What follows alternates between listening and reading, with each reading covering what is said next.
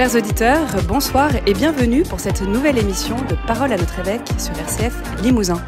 Je suis avec Monseigneur Pierre-Antoine Bozo, évêque de notre diocèse, pour faire un retour sur l'actualité. Bonsoir Monseigneur. Bonsoir Marie-Flore. Alors Monseigneur, avant d'aborder notre actualité diocésaine, je voudrais revenir sur le projet de loi sur la fin de vie. Alors après un énième report de celui-ci, il sera finalement présenté en février prochain et une version provisoire a été communiquée dans les médias ces derniers jours. Êtes-vous inquiet ? Oui, je suis inquiet parce qu'à force de report, on finit par arriver au moment où, devant les députés, le projet de loi va être soumis et que l'avant-projet qui a été présenté par Mme Firmin Lebaudot me semble extrêmement inquiétant parce qu'il me semble ne pas tenir compte de beaucoup des remarques qui ont été faites, en particulier par toute la communauté des soignants, qui sont évidemment sinon les premiers ou les seconds concernés, après les intéressés.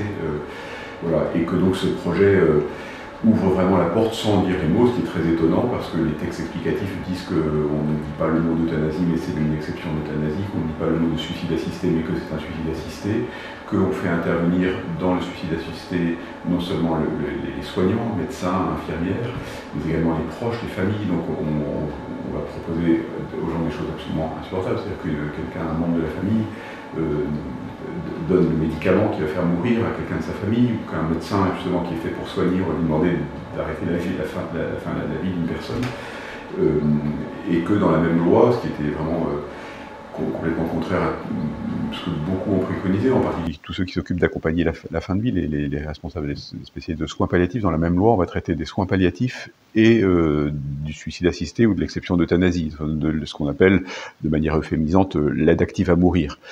Et donc, évidemment, tout ce que contient cet avant-projet autour de la fin de vie est contraire évidemment à nos convictions les plus fondamentales, c'est-à-dire qu'on n'est pas maître de la vie et qu'on l'accompagne le mieux possible.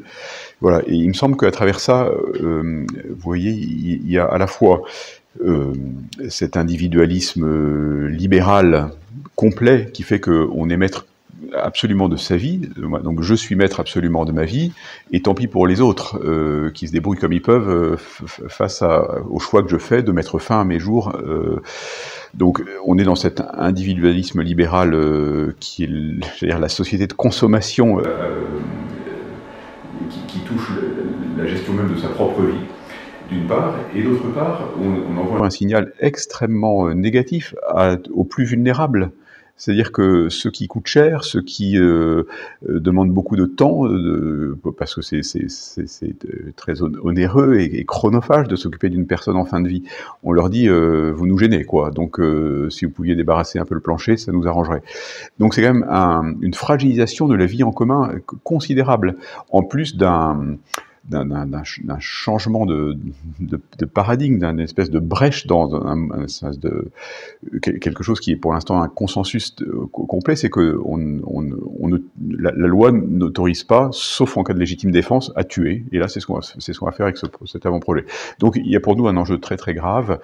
Voilà, donc on invite à prier. On proposera dans tous les diocèses, au moment de Noël, une intention de prière qui sera lue au moment de la naissance de Jésus. Vous voyez, on invite à la protection de la vie la plus fragile. Et puis on invite à agir auprès des parlementaires, à écrire, à se battre pour continuer de dire ce qu'on a à dire haut et fort, en disant qu'il y a là un enjeu très grave pour la vie en société, je trouve. Alors vendredi dernier, 8 décembre, vous avez consacré notre diocèse au cœur de Jésus et de Marie. C'est un événement qui a rassemblé beaucoup de monde. Quelles sont vos impressions et quels seront les fruits attendus pour notre diocèse ? Alors mes impressions, elles sont des impressions vraiment de joie intérieure profonde en voyant la grande foule qui s'est rassemblée. J'étais d'autant plus touché par cela que je pense que dans les gens qui étaient présents, il y a vraiment des gens qui étaient très heureux de la consécration de notre diocèse au cœur de Jésus et de Marie et qui avaient une dévotion pour cette spiritualité du cœur de Jésus, du cœur de Marie. Et puis d'autres qui simplement ont fait confiance à l'appel de l'évêque, à ce rassemblement ecclésial et qui s'y sont joints parce que c'est la vie de l'Église, et qu'il y avait là un acte de confiance que j'ai trouvé assez beau. J'étais très heureux de voir que la plupart des prêtres de notre diocèse, beaucoup de diacres étaient présents, des consacrés, donc vraiment le peuple de Dieu dans sa diversité, beaucoup de jeunes, beaucoup de gens âgés, enfin voilà, un peu tous les styles et tous les âges, donc ça c'était très joyeux. Et puis c'était un beau temps, la liturgie était très sobre, vous voyez, dans la cathédrale, c'est une liturgie de la parole, avec des textes des psaumes, de la parole de Dieu, et puis de la tradition de l'Église, Saint Jean Eudes, le Concile Vatican II, donc c'était un moment très fervent en tout cas.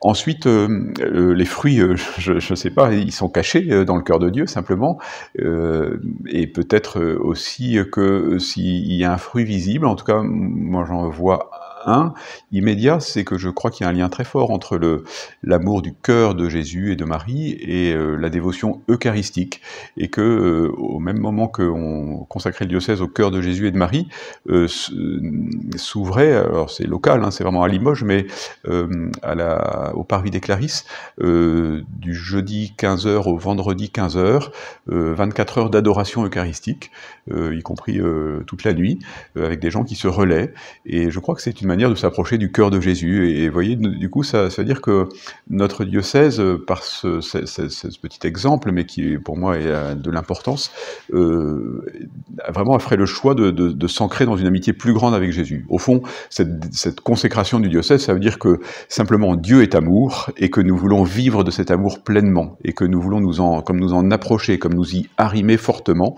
C'est cela que nous avons voulu faire et dire en consacrant le diocèse au cœur de Jésus et de Marie, et que c'est là un langage assez facilement compréhensible par le grand nombre, et que beaucoup ont été sensibles à ça et l'ont compris. Donc je m'en réjouis, et puis je pense que, en dehors de ce fruit que je vous dis de l'adoration eucharistique qui se développe, il y aura beaucoup de fruits cachés que je ne connais pas, mais que le Seigneur sait. Alors Noël est dans quelques jours. Est-ce que vous pouvez revenir un petit peu sur les origines de la crèche et nous expliquer cette tradition ? Alors, sauf erreur de ma part, l'origine de la crèche c'est Saint François d'Assise, qui avait une grande dévotion au mystère de l'incarnation. Et il se trouve que nous sommes en 2023 et que c'est en 1223 que Saint François, vers la fin de sa vie, imagine, pour mettre en valeur ce qu'il comprenait du mystère de l'incarnation, de lire le récit de la Nativité en le mimant avec une crèche vivante. Donc il reproduit le mystère de la crèche à Greccio, donc dans une très jolie petite ville de la vallée de Rieti, en Ombrie, et avec donc on a ça dans les vies de Saint François. Saint François et les gens pleuraient d'émotion en voyant ce mystère de la Nativité, qui n'était pas seulement lu, mais qui était mis en scène, disons, devant les gens. Donc la première crèche, c'est une crèche vivante, hein, celle de Greccio. Alors ensuite, il y a toujours la tradition des crèches vivantes qui continue. J'y ai assisté une fois ou l'autre dans notre diocèse, il y a eu des crèches vivantes comme cela, mais sinon ce sont des crèches, disons, statiques, donc avec des personnages, les Santons de Provence, et puis des traditions de tous les pays qui veulent marquer le réalisme de l'incarnation. Vous voyez, Dieu s'est fait l'un de nous, et c'est concret, c'est charnel, et donc on veut se le représenter. Et donc c'est une méthode pédagogique pour aider les chrétiens à entrer dans la beauté de ce mystère de Noël. Donc il y a eu un génie pédagogique de Saint François d'Assise qui porte des fruits jusqu'à aujourd'hui, depuis maintenant exactement 800 ans. Alors pour Noël, beaucoup de familles se retrouveront entre elles pour fêter la Nativité. D'autres sont seules, d'autres veulent se mettre au service. Comment pouvons-nous vivre un Noël différent, autrement ? Alors c'est à chacun de chercher dans son cœur pour que sa charité se fasse inventive, comme dit saint Paul, hein, et que donc on trouve le moyen de faire de Noël non pas une fête consumériste, mais vraiment un moment de joie et de foi familiale quand c'est possible, mais aussi en étant attentif aux gens isolés, aux plus pauvres, à ceux qui n'ont pas de lieu où se réunir. Alors il y a déjà pas mal d'initiatives qui sont prises pour que dans les endroits, vous voyez, depuis la maison d'arrêt où la messe est célébrée le jour de Noël à Limoges, jusqu'au Parvis des Clarisses, où le 24 décembre, je crois que c'est Saint Vincent de Paul qui organise un Noël pour des gens isolés. Voilà. Donc il y a déjà beaucoup de choses, et ça peut être simplement que chacun se demande si dans son entourage il voit quelqu'un qui serait possiblement isolé, et qui ne pourrait convier au réveillon familial, par exemple. Donc c'est à chacun de chercher ce qui est juste et bon pour mêler à la fois la manière d'honorer la famille, qui est souvent heureuse de se réunir à ce moment-là, mais aussi la grande famille, à la fois des chrétiens et la famille humaine, simplement, qui a besoin à ce moment-là d'être associée à cette joie de Noël. La Conférence des évêques de France a lancé une campagne d'appel aux dons pour le denier, un peu inédite. Ça ne s'est jamais fait entre le mi-décembre et la fin décembre. Généralement, c'est plutôt une campagne merci. Et avant de lancer cette campagne, voilà, il y a une campagne sur l'espérance. Quelle est la situation aujourd'hui du denier de l'Église et particulièrement dans notre diocèse ? Alors, je n'ai pas les chiffres fins et précis de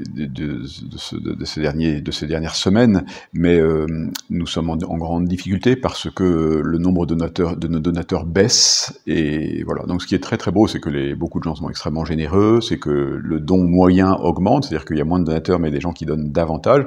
Mais quand même, dans l'ensemble, nous perdons en chiffre absolu dans le denier. Et le denier, c'est une des ressources principales de la vie de l'Église, qui ne vit d'aucune autre subvention, d'aucun don de personne, ni du Vatican, ni de l'État, donc l'Église ne vit que des dons des fidèles. Et donc avec cela, il faut faire vivre, donc aider les prêtres à vivre, les salariés qui participent à la vie de l'Église, mais aussi les affaires de bâtiment, de chauffage, d'assurance, vous voyez, tout ce rien n'est gratuit, quoi. Et donc quand on reçoit des gens qui viennent demander le baptême, le mariage, préparer des obsèques, il faut des bâtiments, il faut des lieux, il faut parfois rembourser des indemnités kilométriques de ceux qui se déplacent. Voilà, énormément de frais, des frais qui augmentent et des moyens qui sont plutôt en baisse. Donc la situation du denier pour nous est un point sensible. Donc nous continuons d'inviter les gens à considérer que le denier, ce n'est pas un don comme les autres. Vous voyez, on ne donne pas au denier de l'Église comme on donne à différentes associations, aussi importants soient ces dons à des associations, y compris caritatives, mais le denier marque notre appartenance à l'Église catholique.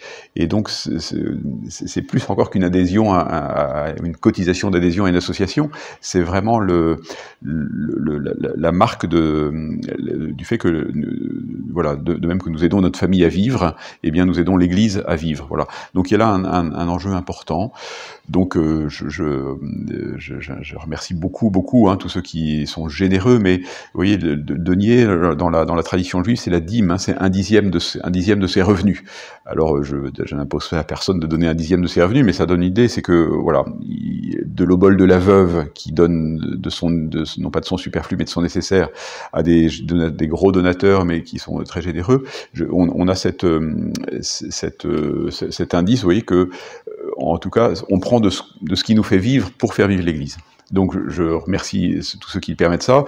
J'assure tout le monde qu'on fait vraiment avec l'économat diocésain, les paroisses, le maximum pour essayer de maîtriser au maximum nos dépenses, mais qu'il faut qu'on ait ce qu'il faut simplement pour pouvoir vivre et annoncer l'Évangile. C'est ça l'enjeu. Je rappelle donc à nos auditeurs qu'il est possible de donner au denier de l'Église sur le site internet du diocèse de Limoges, www.diocèse-limoges.fr. Merci Monseigneur pour ce temps d'échange. Chers auditeurs, c'est la fin de cette émission. Je vous souhaite une très bonne soirée avec les programmes de RCF.